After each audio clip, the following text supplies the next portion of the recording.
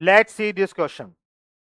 The rate constant for a chemical reaction is given by the Arrhenius equation.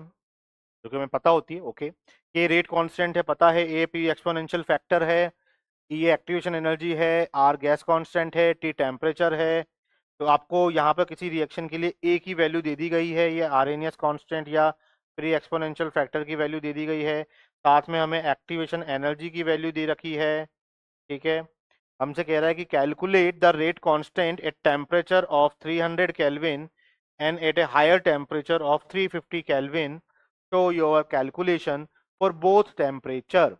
Both temperature पर आपको rate constant की value बतानी है, ठीक है। चलिए, आप जानते हैं कि भाई यहाँ पे आपका जो रेट कांस्टेंट होता है ये आपका k equal to A E raise to power minus E A by R T, ठीक है। ये आपकी आरएनएस इक्वेशन है। अब यहाँ वैल्यू रखने से थोड़ा सा हो सकता है कि आपका कैलकुलेशन में आपको थोड़ी दिक्कत है, तो थोड़ा सा इजी कर लेते हैं इसको। मैं इन टर्म्स ऑफ लॉगरिथम लिख देता हूँ, और वो भी बेस 10 में। तो लॉग के equal to log A minus E A upon 2.303 R T. ऐसा लिखने से थोड़ा सा अपनी कैलकुलेशन जो है हम इजी बना लेते हैं, ठीक है। अब ये बात कर रहा है टेम्परेचर 300 केल्विन। सबसे पहले at T equal to 300 kelvin, तो हम सबसे पहले इसकी बात करते हैं। 300 केल्विन पर क्या आएगा, ठीक है। तो के लॉग के इक्वल टू लॉग ए की वैल्यू कितनी दी है इसने हमें? आरएनएस कांस्टेंट या प्री एक्सपोनेंशियल फैक्टर की वैल्यू दी है आपको कितनी? 1 इंटू 10⁻²² 10⁻²² माइनस एक्टिवेशन एनर्जी की वैल्यू कितनी दी है इसने हमें? 50,000 जूल पर मूल। 50,000 जूल पर मूल, ये 50,000 अपॉन 2.303 इंटू आर। आर की यदि हम बात करें तो आर यहाँ पर गैस कांस्टेंट है, क्योंकि इसने डेटा हमें जूल में दिया है, ये वैल्यू भी हमें जूल में रखनी पड़ेगी। बेसिकली इसने डीबी दिया है 8.314, तो 8.314 इंटू टी, टेम्परेचर कितना? 300 केल्विन, ठीक है। तो यदि हम इसको सॉल्व करें तो लॉग के इक्वल टू, लॉग के क्या आएगा भाई आपका, बताइए। लॉग के इक्वल टू ये कितना हो जाएगा? 12।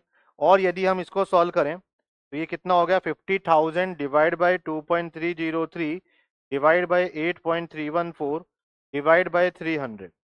ये वैल्यू करीब करीब आपकी आ रही है 8.70। तो लॉग के इक्वल टू कितना हो जाएगा ये आपका? 3.3। तो के इक्वल टू, इसको मैं लॉग K1 चाहो तो बोल सकते हो, टेम्परेचर T1 300 केल्विन बोल रहे हैं तो कितना हो जाएगा? 10⁻³ क्या इसको हम 10⁻³ इंटू 10⁻0.3 लिख सकते हैं? बिल्कुल लिख सकते हैं। तो यहां से K1 इक्वल टू 10⁻0.3 का मतलब क्या हो गया? 2।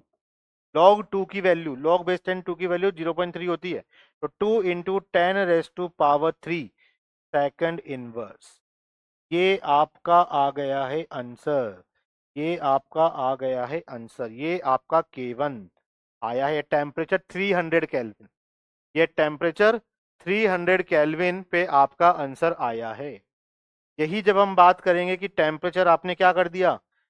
350 केल्विन कर दिया।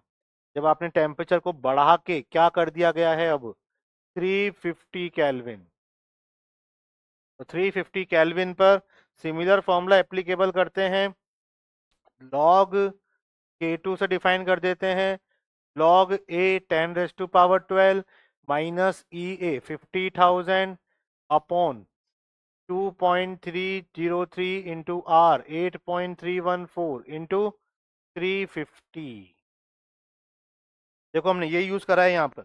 हमने यहाँ पर लॉग K1 जो था जब निकाला था, तो हमने यही कहानी यूज करी थी कि लॉग 10⁻, आपकी कहानी यही चलने वाली थी, ठीक है। अब थोड़ी सी कहानी में हमने क्या चेंज किया? बस टेम्परेचर चेंज किया है। टेम्परेचर यहाँ 300 केल्विन की जगह हमने 350 केल्विन कर दिया है। तो क्या हो जाएगा ये आपका? Log K2 equal to 12 minus, ये करीब करीब आपका 7.46 हम बोल सकते हैं। तो लॉग K2 इक्वल टू कितना हो जाएगा ये आपका? 4.54। तो K2 इक्वल टू 10⁻⁴ 4.54 चाहें तो हम इसको ऐसा लिख सकते हैं 10⁻4 इंटू 10⁻0.54। ठीक है।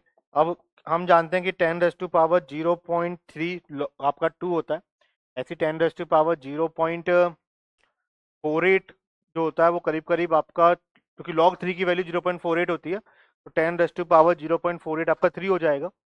और log 4 की वैल्यू की बात करें तो वो आपका 0.6 होता है। ठीक है, तो इसको हम करीब करीब 3.5 बोल सकते हैं, अप्रोक्सीमेशन में हम 3.5 बोल सकते हैं।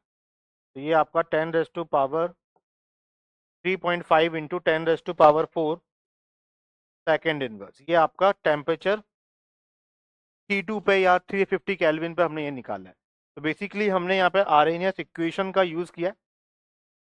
आर्हेनियस इक्वेशन का यूज करते हुए हमें जो पूछा जा रहा था 300 केल्विन पर और 350 केल्विन पर आपको बतानी है कैलकुलेशन करके, तो कैलकुलेशन किया है हमने। ये हम लिख सकते हैं आर्हेनियस इक्वेशन का बेसिकली कॉन्सेप्ट यूज किया है हमने। इक्वेशन भी हमें दे दी गई थी और इस इक्वेशन के अकॉर्डिंग हमने डेटा रखा है और हमारा आंसर निकाला है। तो ये आपका क्वेश्चन सॉल्व हुआ है। K1 और K2 हमारे डिफरेंट टेम्परेचर पर हमें देखने को मिले हैं। Thank you.